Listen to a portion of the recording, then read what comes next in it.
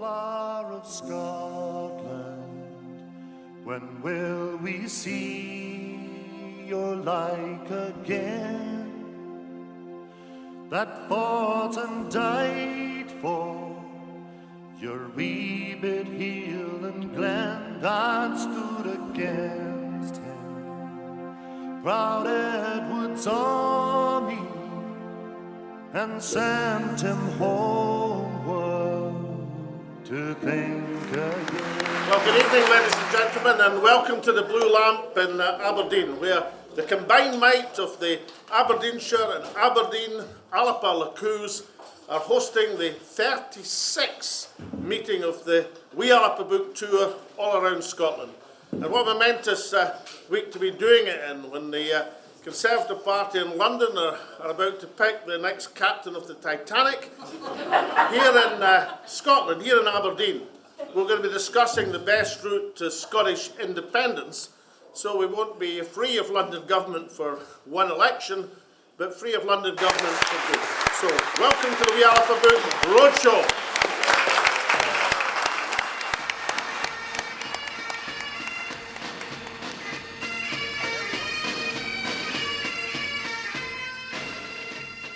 We've got one more question, which was unsigned. So I'm going to ask the unsigned person who asked a question about the monarchy if they would want to stand up and ask a question, or is it something they want to keep quiet? Come on, own up. Who was it? Was it? Okay. Well, somebody asked the question, should we keep the monarchy after independence? So I'll give you my views on the matter.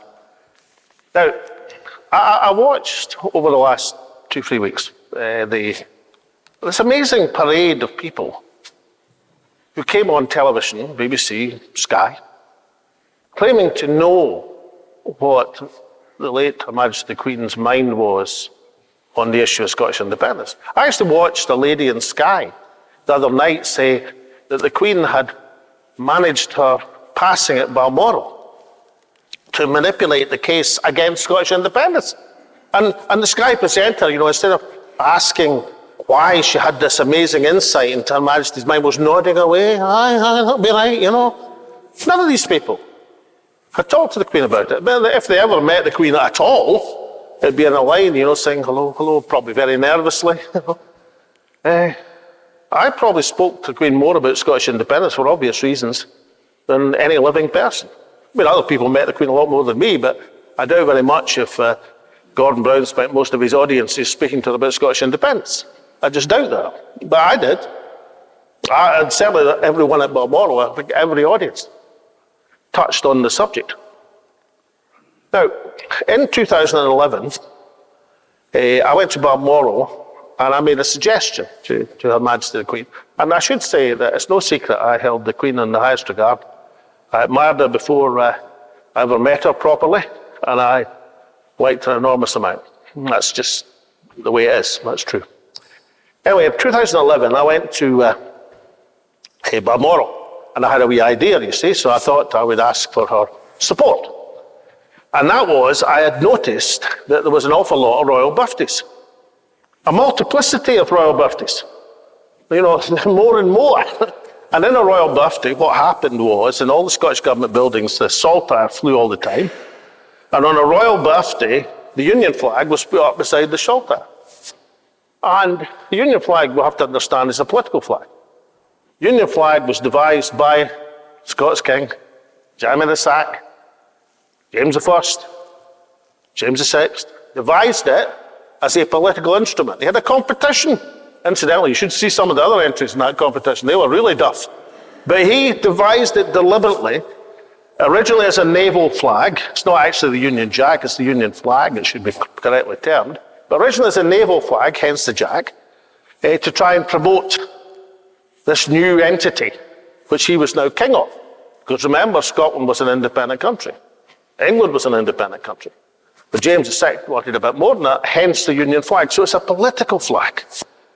So for obvious reasons, as the nationalist First Minister of Scotland, I wasn't over-entranced by having the Union flag flying outside all all the offices of which I was custodian.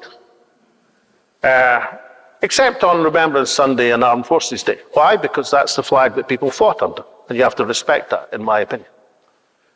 But royal birthdays seem to be a bit much. And I mean, there was like 25 of them, and probably a lot more now. So I said to the late Queen, I said, look, I think, given it's a royal celebration, that we should fly the Royal Standard of Scotland. The line rampant, as people here will know it. And she said, well, First Minister, is the Royal Standard a popular flag in Scotland? I said, ma'am, it's beloved.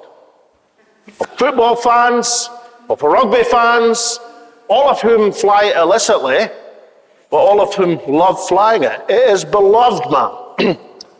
And she said, well, that's what we'll do then. And that's what we did.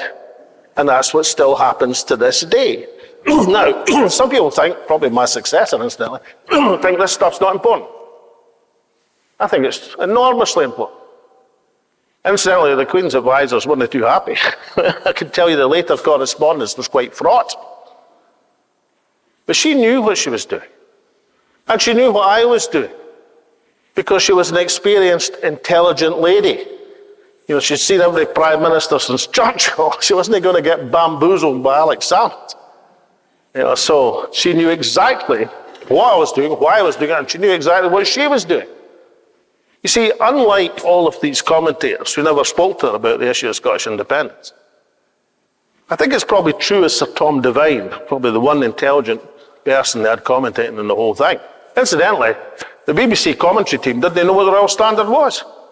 When the Queen's coffin was draped in the Scottish Royal Standard leaving Balmoral, as you all saw, some English historian says, what's that big lion? Well, you could just about forgive him. But the rest of the commentary team, we don't know. They're quickly looking up Google. You know, that's how bad it is. That's how entrenched the ignorance is. But imagine the Queen knew what the Royal Standard was. And she knew what it represented. It was the Royal Standard of Scotland. Because I believe that by, I don't know what, 1977, I wasn't around in 1977. So Rob Devine says she thought she was an instinctive unionist. That's probably true.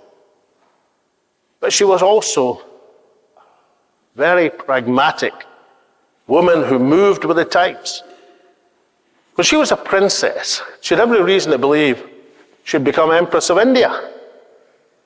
By the end of her reign, she delighted in being head of a Commonwealth, of which only 15 countries have her as head of state. She moved with the times. And I've got absolutely no doubt that if the referendum in 2014 had gone a different way, if Scotland had voted for independence, she'd have spent the last 6 years happily as Queen of Scots. I've got no doubt about that whatsoever. Now, whether you think it's discharging her duty or whether you think, I think she might have liked it, actually. I really do. That's my opinion, but at least it's an informed opinion. It may be, of course, that in her wisdom, and she had seen them come and go, 15 prime ministers, 15 first ministers of various countries. There may be, she said, well, I'll just spin this boy Salmond a line. Maybe. I don't think so, though. Because that wasn't what was in her eyes. I think she'd been proud to be Queen of Scots. Now that brings us to where we are now. I think, as Eva rightly says, if we're successful in this enterprise and we establish an independent country, then there'll have to be a written constitution. And people after independence will vote on that constitution. They'll vote to what rights they want to see as a country. And one of the issues in that constitution will obviously be the head of state. And my guess is, if you're establishing an independent country in the 21st century, you don't automatically think it'd be good to have a hereditary head of state. And people say, oh, why was it different? Well, it's different because the Queen was there. And she had been there for 70 years of exemplary service. Times change. And I think in that context, I think Alba will have got it right, that our argument will be it's time at that stage for an elected head of state of an independent country.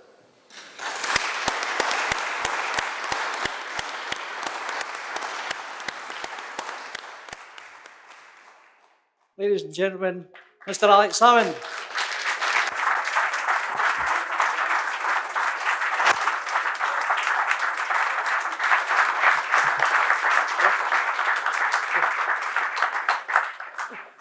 Well, good evening. Now we're at the George Hotel in Perth for the fourth Wee Alba Book meeting in a week. We had one in St Andrews, one in Glasgow, one in Melrose, and now this is number 4. And meanwhile, Neil Hanvey and Kenny McCaskill have been very active in parliamentary interventions at Westminster. So both taking Scotland's case to the heart of power in Westminster and taking Scotland's case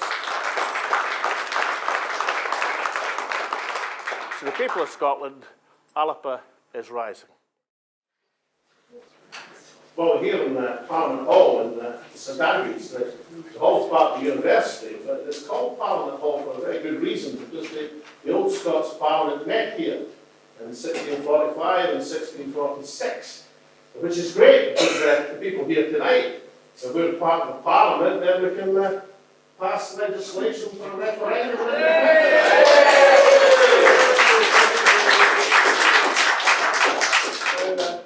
This is part of the Wee Alba Book Tour. Around Scotland, tonight St Andrews, tomorrow it's Glasgow, the Borders on Sunday, next Thursday it's Perth. And it's really important because the Wee Alba Book's about the positive new case for Scottish independence. On the late of the departure of Boris Johnson, the long goodbye of the it's really important that we don't depend on our opponents in terms of making the case for independence. So the case for independence stands on its own merits and its own rights. And that means there has to be a positive campaign to secure Scotland's right of self-determination as a nation, and a positive presentation of the case for independence in the Wee Alba Book. So we're looking forward in this historic hall in St Andrews to a great discussion tonight, and we're looking forward even more to the campaign for independence to come. Thank you. It is pretty clear that Scotland does not, especially right now, Scotland does not need Alex Salmond the way that she used to. Scotland needs Alex Salmond now more than she ever has. So, ladies and gentlemen,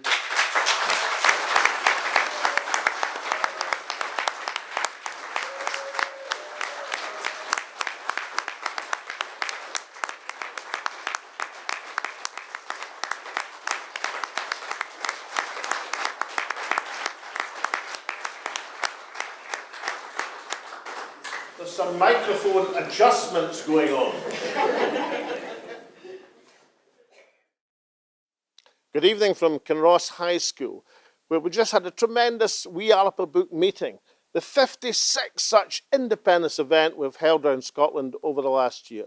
But now that the crowd is dispersed, it gives me an opportunity to say just a few words about the political situation facing Scotland. 10 years ago, when I was First Minister, we had a political position where the SNP were at 50% in the polls, and independence was about 30%. And that was the basis on which we went for the first independence referendum in 2014, the so-called Edinburgh Agreement. Now we have a situation which is exactly reversed. Independence support's at 50%, and support for the SNP is roughly 35%. And we have to address that new situation to see what the best way forward is. Firstly, with independence support at 50%, Westminster is not going to easily concede another referendum if they think they're going to lose it. And if independence support goes to 60% or 70%, all it will do is reinforce Westminster's wish to block the referendum route.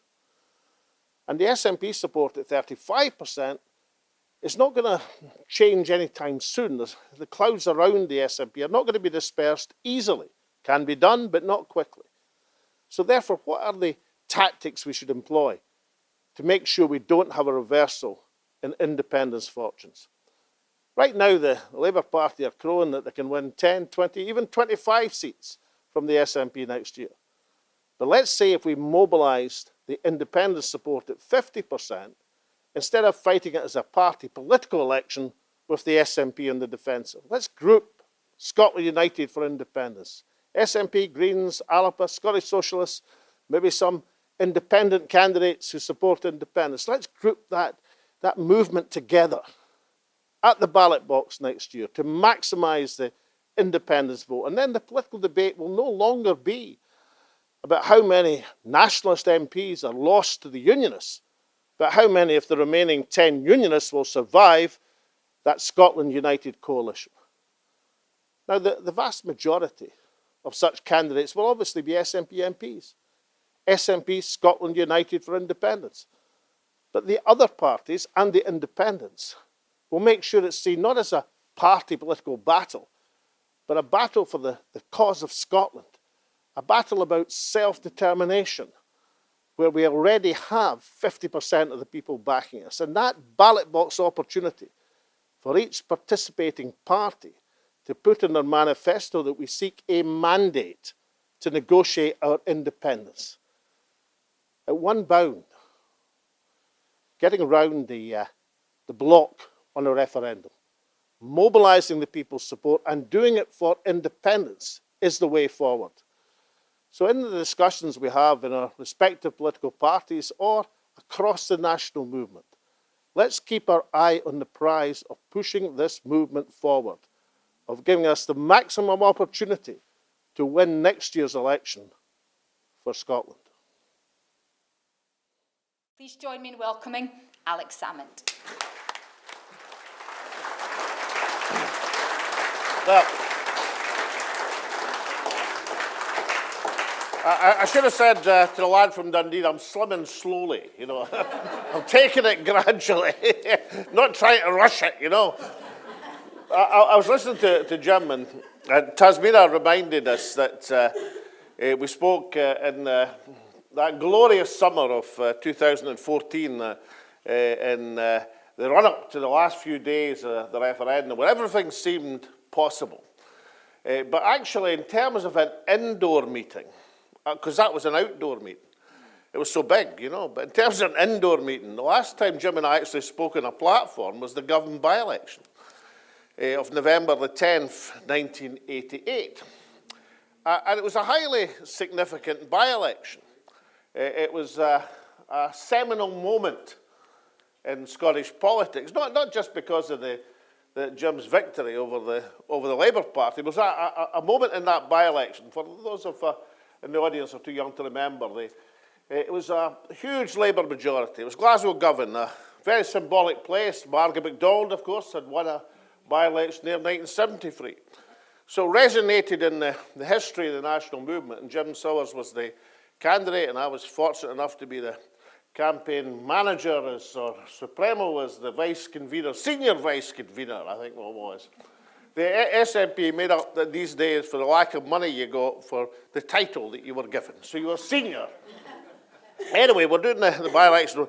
It was coming down to a big debate. The Labour candidate was Bob Gillespie, who died just a few days ago. Fine man, trade unionist, great record of service to the Labour movement. But no match in the by-election for Mr. Sowers. And it came to a head-off in this STV debate. Bernard Ponsonby, incidentally, was the Liberal candidate in the Govan by-election. So he wasn't a chairman, he was part of the debate. But Jim and Bob were daggers drawn, obviously. And Bob had obviously been rehearsed, and every single thing he could possibly be asked in the cross-question by Jim Sowers. So I've got no doubt that they spent weeks in the back room training Bob.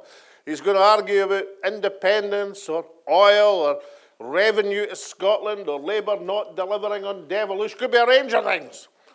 And Jim looked at Bob Gillespie and said to him, Bob, what's your opinion on the European policy of additionality? And you can see Bob thinking back to his old grade arithmetic. And at that moment, what demonstrated in the election is that the SNP, because additionality was the process by which you got added on grants by European investment into areas like Govan, which badly needed it. It was the SNP who were thinking in a canvas beyond the immediacy of the by-election to the benefit of Scotland, and the Labour Party basically had people who couldn't think beyond the Labour getting another seat to add to the feeble 50 that they already had in Westminster. And the point about Govan was this. The SNP had been in business for about 60 years before the Govan by-election. 60 years. And although they'd had the occasional success here and there, for these 60 years, basically, the Westminster establishment laughed at Scottish nationalism. It was idiosyncratic. They might have the odd kilted victory from time to time, but basically it was an object of fun and humour and not something to be taken seriously. After Govan, the laughing stopped. Now, I say this to you tonight because I've been looking over the last couple of days, and the laughing's back. Yesterday, Prime Minister's question, Stephen Flynn asked a perfectly reasonable question about the Labour-Tory alliance, better together, getting back together. You think after the first time round they would say this is the greatest idea in the world, but the Tories telling folk, I vote Labour in the right seats to get rid of the SNP. So we asked a perfectly reasonable question to the Rishi Sunak about that alliance coming back again. And instead of getting a hard political answer, Rishi Sunak says, well, we're just motoring on with our policies. Wasn't it a great joke? Wasn't it a great pun? What was important about it was the laugh. You're not even worth answering now because you're becoming comic once again. Tasmina mentioned Lord David Frost.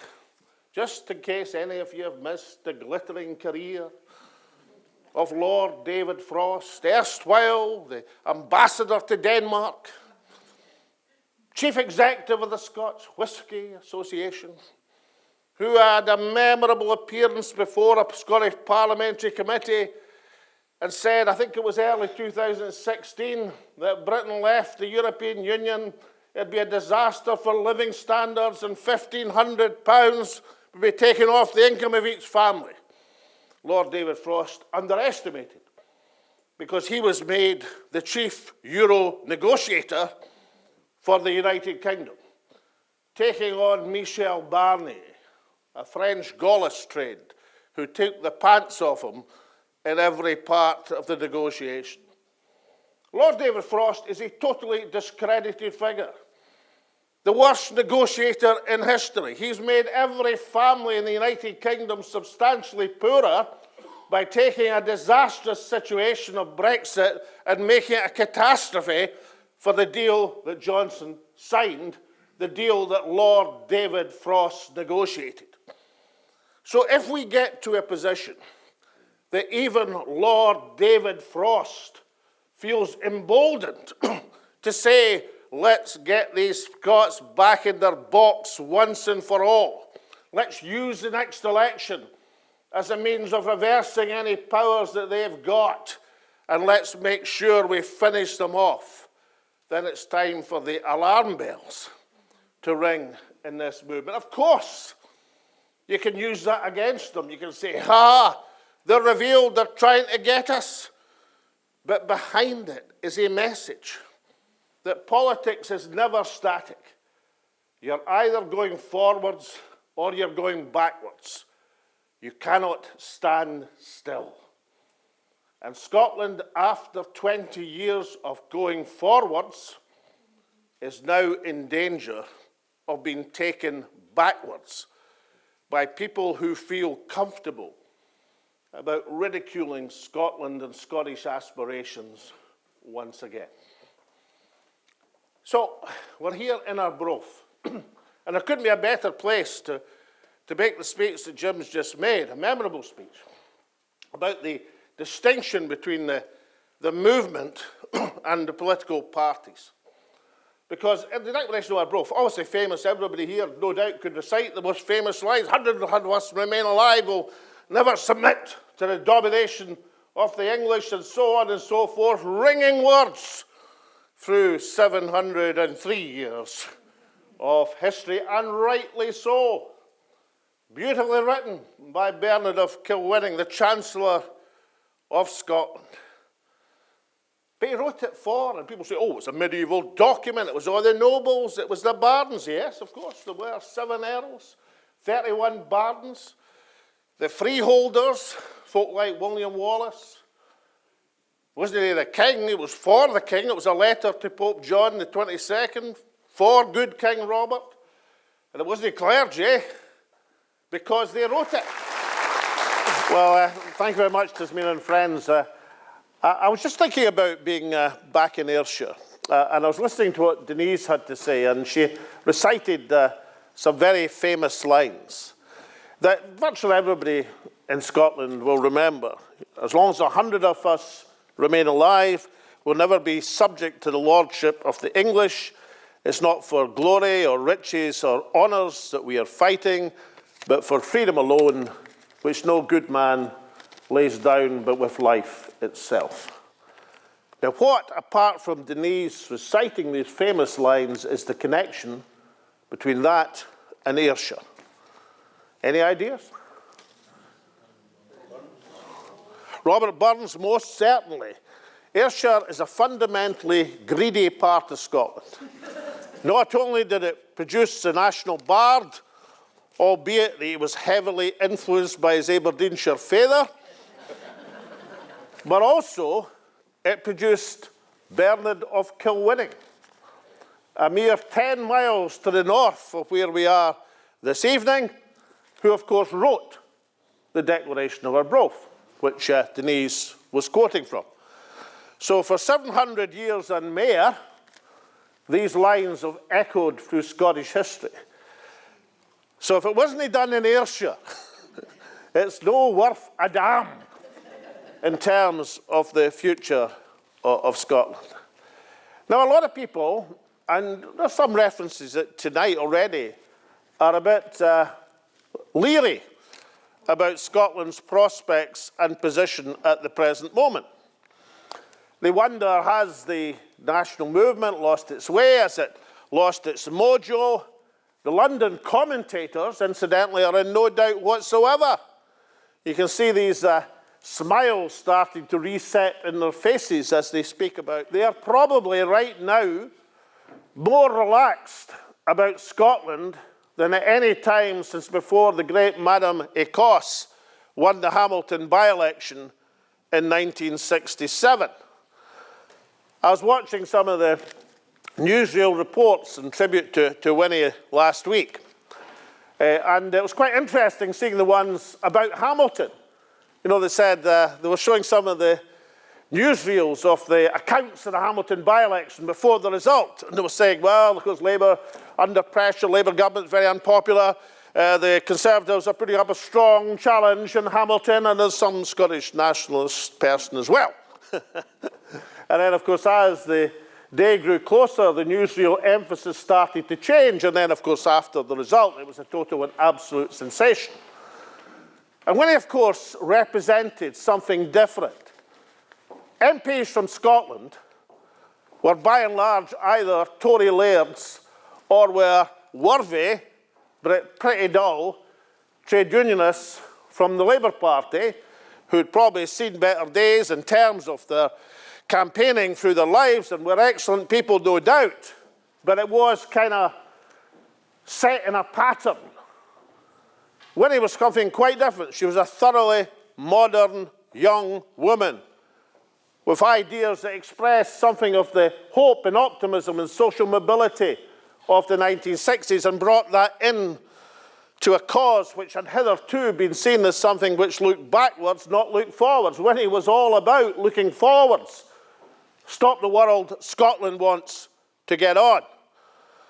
And then in her later career, internationalising the cause of Scottish independence by a single-handed representation in the councils of Europe.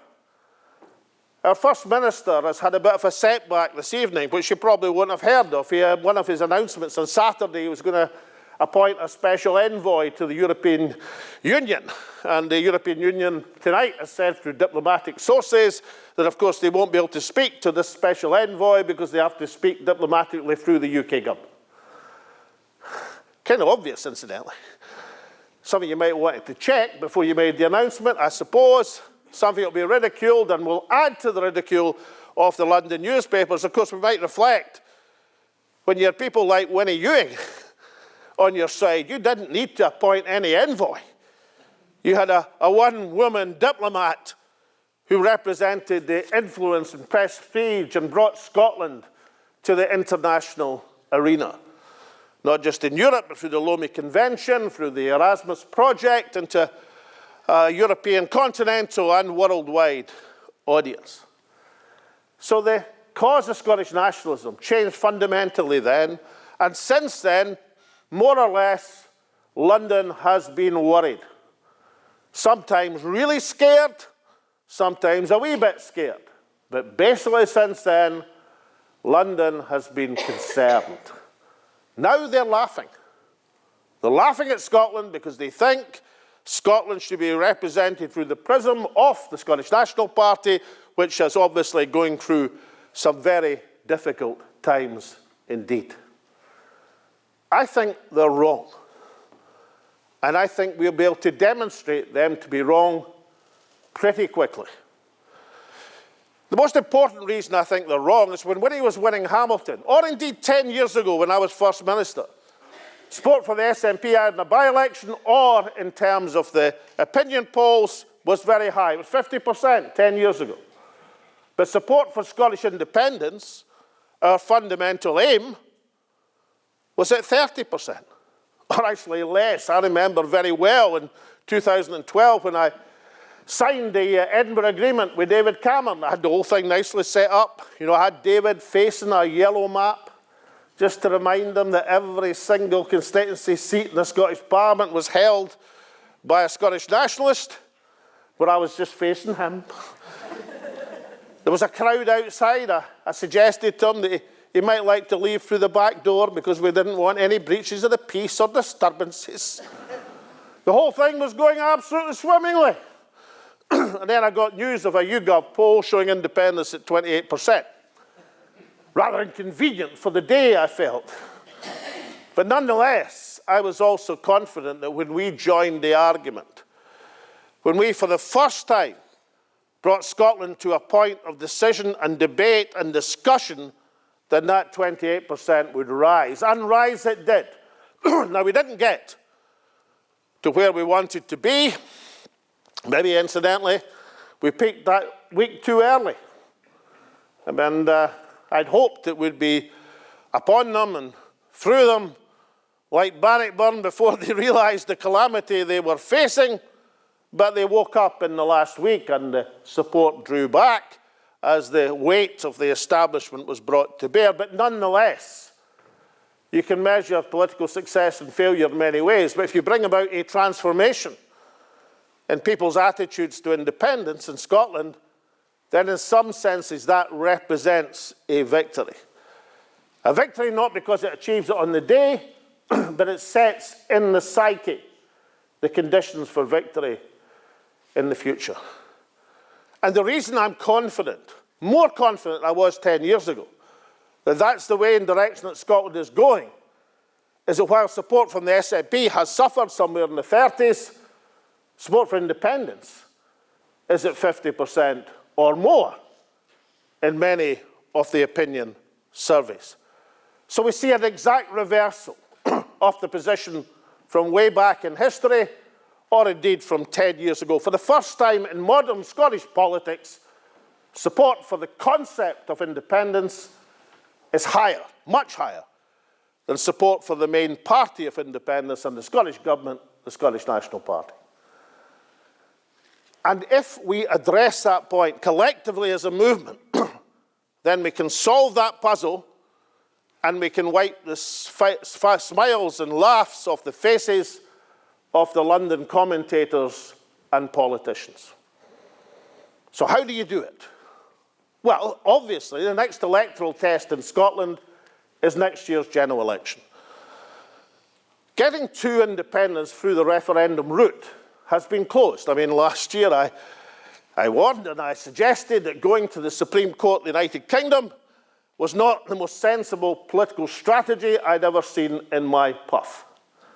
Neil Hanvey actually, I thought, expressed it very well in an article in the national newspaper last week when he described it as perhaps the most inexplicable political manoeuvre, or that James IV's fatal charge at Flodden in 1513, in contrast, looked like a sensible military manoeuvre. Why? Well, not wisdom after the event, it's just logic. Do you actually go to the Supreme Court of the United Kingdom for advice on how to dissolve the United Kingdom and therefore the Supreme Court of the United Kingdom? Your Honour, please tell us in our pleadings how we can dissolve your court. Even if it had been a liberal, decent, honourable judge like Lady Hale, who turned over the government on Boris Johnson's attempts to lie to Her Majesty the Queen and usurp. I mean, I'll tell you, Boris Johnson was a Democrat. He didn't mind who he lied to. You know, Prince and Pauper, the Queen and the people, he lied to everybody equally. Whatever else you might say about him, he drew no distinction of rank in who he's lying to. He lies to everybody. So Lady Hale overturned his decision. But, I mean, Lord Reid, you kidding me? Because you can add to what I've just said, you, Your Honour, as a distinguished Scottish judge who's risen to be President of the Supreme Court of the United Kingdom, we're asking not only to dissolve the court, but to dissolve your position within it. Yeah, fat chance. So it wasn't a great idea. It just wasn't. But once you've received the rebuff, the knockback, then you've got to use it to your political advantage. Firstly, because, you know, the Alba Party, Neil Hanvey, published a legal opinion from Professor McCorquodale, Robert McCorquodale, the United Nations' favourite international lawyer. This is the guy who's advised the Baltic states, advised recently the Chagos Island. Now is complete, virtually, in the United Nations. I think there were 5 countries left supporting the United Kingdom in their disgraceful behaviour towards these islanders. But Australia had a general election. I think there's only 4 now. You know, 200-odd countries in the United Nations, and the United Kingdom has the support of 4 in terms of its attitude and behaviour towards the Chagos Islanders. Robert McCorquodale represents the Chagos Islanders. So Robert McCorquodale says, look, you don't need to accept the Supreme Court's judgment. There are other ways to express your sovereignty. The Supreme Court is wrong in international law. Then he knows exactly what he's talking about. And of course, it's a very learned judgment, because you don't have to read it to understand it in terms of the common sense position of Scotland. Because if you go into the streets of Troon or the streets of Kilwinning or the streets of anywhere near Shire or Scotland and say, look, is Scotland a real nation? Folk will go, yeah. Does a nation have the right of self-determination? They'll say, yeah. Therefore, does Scotland have the right of self-determination? They'll say, so yes, absolutely. Because if that was the argument, as opposed to whether you should exercise it for independence, then it's not 50-50, it's 9-1. And all Robert McCorquodale is doing is putting into international legal terms and demolishing the Supreme Court's argument as to why self-determination is the right of any nation. And it ain't good enough to say, you've got self-determination, but we'll just deny you the means of expressing it. If that had held in international law, the United Nations would not have grown from 50 states in 1945 to nearly 200 today. There are very, very few of the predecessor states who thought it was a great idea for countries to become independent. Mikhail Gorbachev, a liberal, enlightened leader of the Soviet Union, did not think it was a great idea that the Baltic states became independent. But he, like all the others, had to bow to history and to law and to international due process. So it clarifies for Scotland, if we can't have a referendum because of the venture to the Supreme Court, then how else do you express your sovereignty and your wishes? And the answer is it's done through an election, through a general election or a Scottish election. Not one election, incidentally, but each and every election. Because democracy is not a static thing. It's a thing that flows and changes over time. Why should this not be a surprise to people? Because before the advent of the Scottish Parliament, this was the accepted way.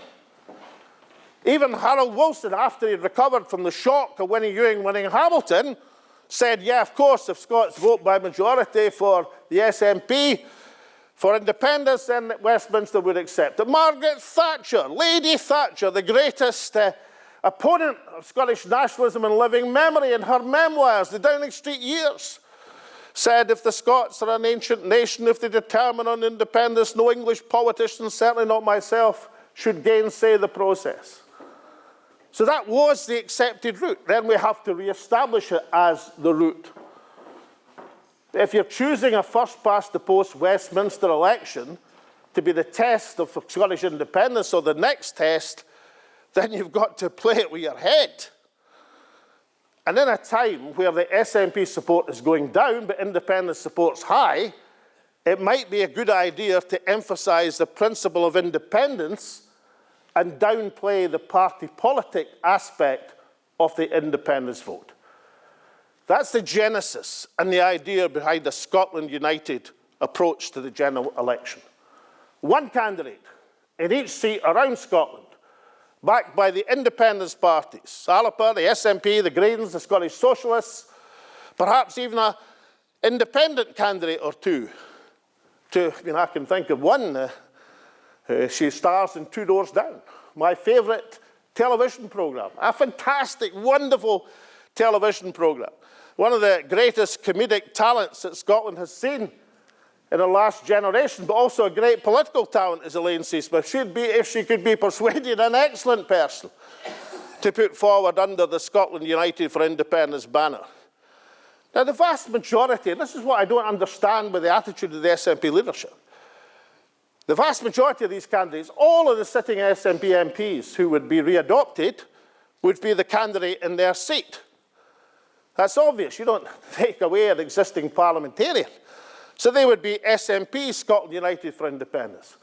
The two Alapa MPs would be Scotland United for Independence. You divide the other 8 to 10 seats that are held by the unionist parties among the parties taking part in such a coalition. Nobody loses out of this, but Scotland could gain. And at a stroke, instead of having the London commentators speculate and giggle about how many seats Sir Keir Starmer is going to win in Scotland, is it going to be 10, 15, 20, 25, and how that will be the death knell for the SNP and for Scottish aspirations, at a stroke, you would change the election to be how many of the 10 remaining unionist seats would remain in unionist hands if the Scotland United for Independence coalition can mobilise the 50% and bring it to bear at the ballot box. And it's an idea which is right for its time. And despite the less than boiling point reaction from the SNP leadership at the present moment, I know because they've contacted me, a good number of individual SNP MPs think it's an idea which should certainly be discussed over this summer.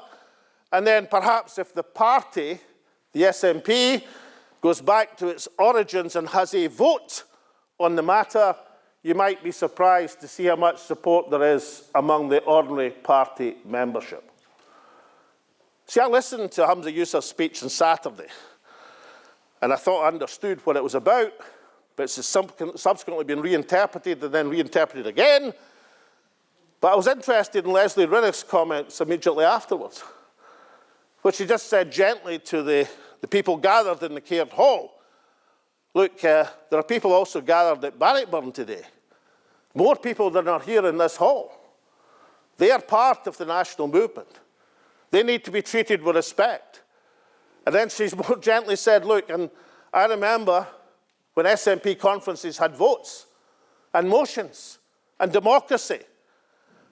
I think if that is what happens between now and October, you will be surprised by the number of people within the ranks of the Scottish National Party say, yeah, if ever there was a time to try this idea, it is now.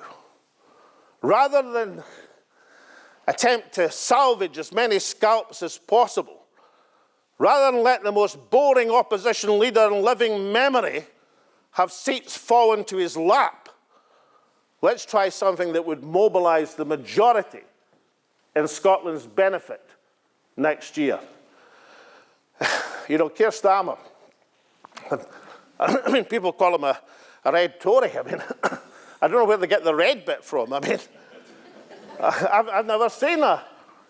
I mean, you know, people normally in politics, not myself, of course, I was different, but other folk in politics usually wait till they're in office before they tear up their commitments. You know, Keir Starmer does it before he gets there. It's unbelievable. I mean, good, this man makes Tony Blair look like a left winger. He's extraordinary. And yet he thinks all I have to do, in fact, he's probably right, because as soon as he speaks, he gets into trouble like he did on oil and gas last week. But maybe he should say nothing at all and just let the Tories give him so many seats in England and the SNP give him so many seats in Scotland. But there is a different perspective for the election. And that perspective should be to assert Scotland's claim of sovereignty and freedom. So we'll put forward the idea, and we owe it to the national movement to keep putting it forward. I'll put it forward all summer in meetings such as this, and I'll appeal to people to think, to calculate, even if it's done for self-surviving motives. I mean, Dr. Johnson once said that the thought of being hanged in 2 weeks' time used to concentrate the mind wonderfully. Perhaps the minds will be concentrated wonderfully. I mean, I don't think those who are about to die should just salute. I don't think people should polish their CVs. I think they should work out how to keep nationalist MPs representing Scotland. It's not an unreasonable proposition. And that is the proposition we're putting forward. Two other things need to be done. And one won't have immediate effect because Humza's not in control of it. And that is the clouds hanging over the SNP are going to hang over the SNP for some time. It's not going to be over by Christmas. So he can't really do anything about that. But what he can do is clean up some of the mess of the policy programme. When I became First Minister, my colleagues and I had a duty as we believed it. We had to run the Scottish Parliament in such a fashion that people had never seen before, so that nobody could question our ability to run the shop. And it worked. In 2014, the no side in the campaign said all sorts of things about the independence. You know, independence, food prices would rise uncontrollably. Well, that was a good one, wasn't it? That Scotland would float off to the North Pole, that nobody would speak to us anymore, that if we voted for independence, then we'd certainly be out of the European community. That was another good one, wasn't it? But all of the scare stories, the fears, the smears, the attempts to blackmail and to threaten and to lie to people and to intimidate them. Nobody once said in the entire campaign that the SNP can't run the Scottish Parliament, because if they'd said that, they'd been laughed at. It was a strong card for the yes policy, for the yes movement in that campaign. And he has to get back to that. He has to clear away. Look, there are subjects and which have to be tackled because they're about fairness and equality and they're absolutely fundamental. Equal marriage is one of these. You might say I took a risk in introducing it in 2011. But I thought it was the right thing to do, and I also knew that it didn't prejudice anybody else's rights. And therefore, when it was done, it would be done, discussed and debated in a proper manner, and then done, and would be glad of it. But there are other subjects which you cannot say are going to go. I mean, no society in Western Europe has resolved the debate on self-identification. And if Scotland thinks it's going to resolve it, perhaps the time might be after we get to independence and we can resolve it for ourselves. There are other matters. I mean, you don't say, I mean, look, I represented a fishing community for 25 years. There's still a fishing community in this part of Scotland. Nobody in a fishing community believes that the way to conservation is to have an arbitrary closure of sea areas. All you do is take the people who are fishing that area and you move them into somebody else's area. You displace their effort. You don't reduce the effort. You don't do it that way. There's other ways to reduce effort. But to actually say to people, look, We've decided to introduce this because we've signed a Butte House agreement, and all you're going to talk about is where we do it, not if we do it. You know, is not the way to command the support of the coastal communities of Scotland. You know, people who, since the days of Winnie Ewing, have fundamentally looked to the national movement for their protection and their support. We have a fine member of Parliament, fine nationalist, in Angus Brendan McNeill, from the Hill na Nia, the Western Islands. How do you think he feels when he's talking to his constituents about ferries at the present moment? What exactly is he meant to say to people? Now, Angus, knowing Angus, I mean, I used to say about Angus, you'd fling him in the mince, you'd come out dry. No doubt he'll find a way, but he's been put in a sticky wicket, to say the least. We have to sweep away. And my advice to Hamza Yusuf is to get back to a policy programme that emphasises health, education and transport, runs the shop efficiently, and have no one say that you are wasting a pound of their money, never mind tens of millions. Let the Daily Mail and the Telegraph and all these vipers scrape around for rubbish. Don't present them with your head on a pallet. And the third thing is this, and something which Alapa have been trying to contribute to through the Wee Alba book in these meetings. The world of 2023 is not the world of 2014. There has been changes in the world environment, many of them for the worse. And we have to update our independence perspective and prospectus for these changes. The most obvious, most devastating one is Brexit. Yes, of course, Brexit is a reason for Scotland being independent. Of course it is. Just like the Iraq War was a reason for Scotland being independent. But all these people who said you've got the most powerful devolved parliament in the world, we don't incidentally, but that's what they said. Yeah, but we can't stop our children dying in Iraq or being part of the extermination of hundreds of thousands of people. So independence gives you the freedom not to take part in illegal conflicts. So Brexit, of course, is an argument for independence because independence, not devolution, gives you the ability to say, no, we quite like being part of this European single market. We believe in the ideals of Europe, and we want to continue our part within it. The case that Winnie Ewing took to the SNP all these years ago and carried it. But you have to recognise the fact that it happened. Brexit is a reality. And despite the great support that there is for the case of Scotland and sympathy across Europe, it's 5 years to get back in. Now, I want you to all imagine that you're the First Minister of Scotland in a few years' time, maybe a few months' time, and you're negotiating independence with Keir Starmer in a meeting at Hexham. If it was me, I'd have it beside the races, but that was matter. It's been done before. A good precedence for Scotland had Hexham, right? And Keir Starmer says to you as First Minister of Scotland, he says, what's your trading policy going to be? And you say back to him, we're going to join the European Union. And in 5 years' time, we'll be full members and have access to the whole single market. And he'll say, yeah, but what's your trading policy going to be next month? Or next year? Or over the next 5 years till you get there? And there is no answer if all you're saying is we're going to rejoin the European Union. So you've got two choices at that point. Either you can pack up your bags and say, oh, we never thought of that. Or alternatively, you can think about it beforehand, because luckily for us, luckily for Scotland, luckily for you as First Minister doing the negotiations, there is an option. It's called something called the European Free Trade Association, EFTA. Has 4 countries in it, Norway, Switzerland, Iceland and Liechtenstein.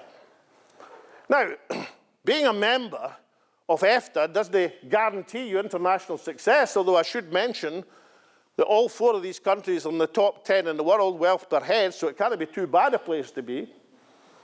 But what it does is provide you with a means of joining that organisation in weeks, not years, and a route into the single market in an accelerated timescale. So instead of not being able to answer yes or no, the Keir Starmer question, you'll be able to see we're joining EFTA. It's coming up at the next meeting. We're going into the single market. What are you doing? In other words, we have to adapt our policy to be a policy that withstands the negotiations which we want to get into.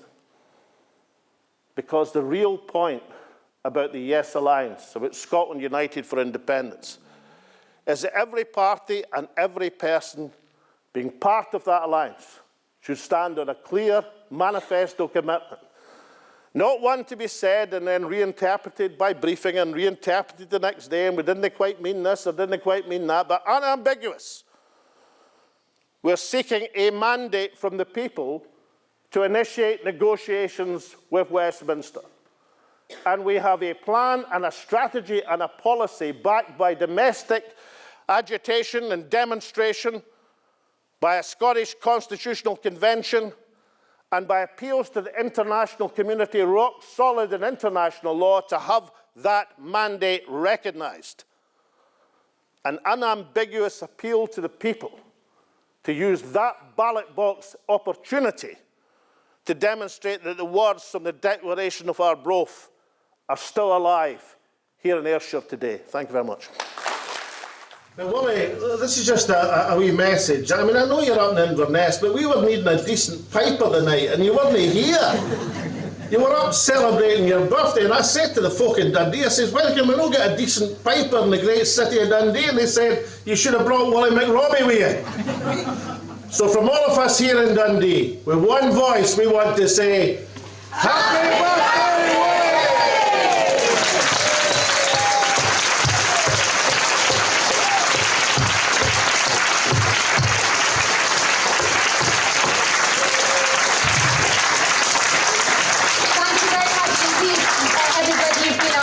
Wonderful audience. If you're not members of ALWA, please consider joining. But whatever you are, as long as you're independent supporters, and even if you're not, take away the book, take one for your neighbour, somebody who's not yet made up their mind, and spread the word on independence, because the people of Scotland absolutely need it. You've been a great audience. Thank you very much indeed. Thank you.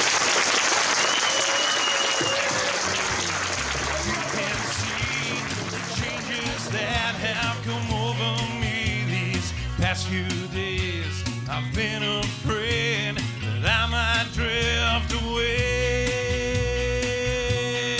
So I've been telling old stories, singing songs that make me think about where I came from. That's the reason why I seem so far away today.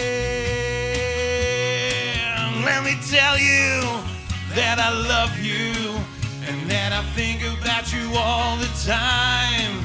Caledonia, you're calling me, and now I'm going home. If I should be called a stranger, know that it would make me more than sad. 'Cause Caledonia's been everything I've ever had.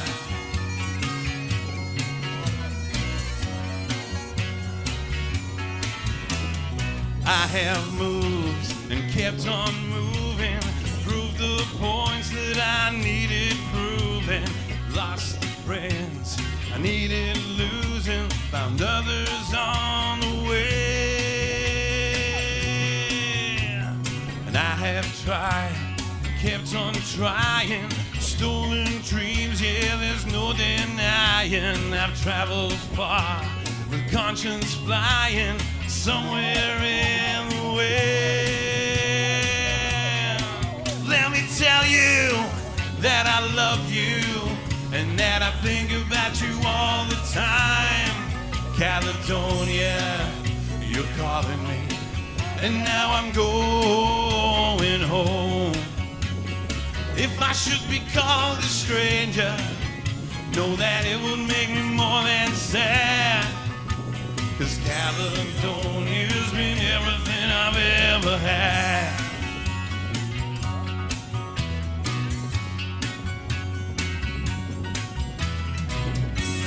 wee instrumental dance time.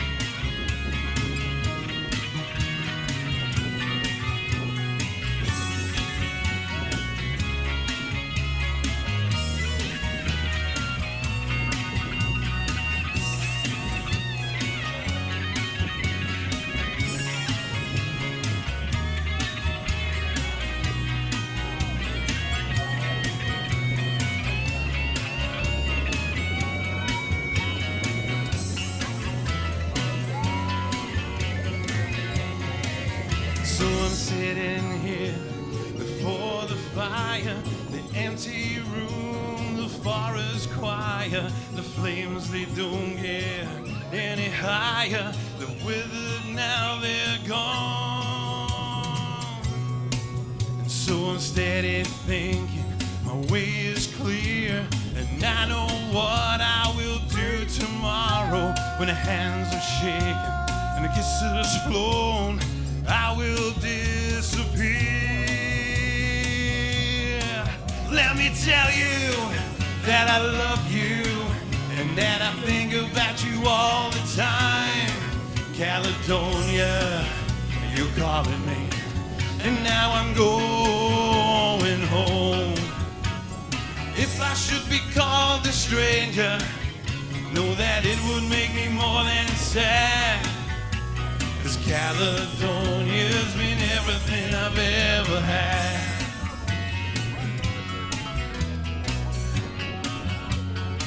One more. Let me tell you that I love you and that I think about you all the time. Caledonia, you're calling me, and now I'm going home. If I should be called a stranger, know that it would make me more than sad. 'Cause Caledonia's been everything I've ever had.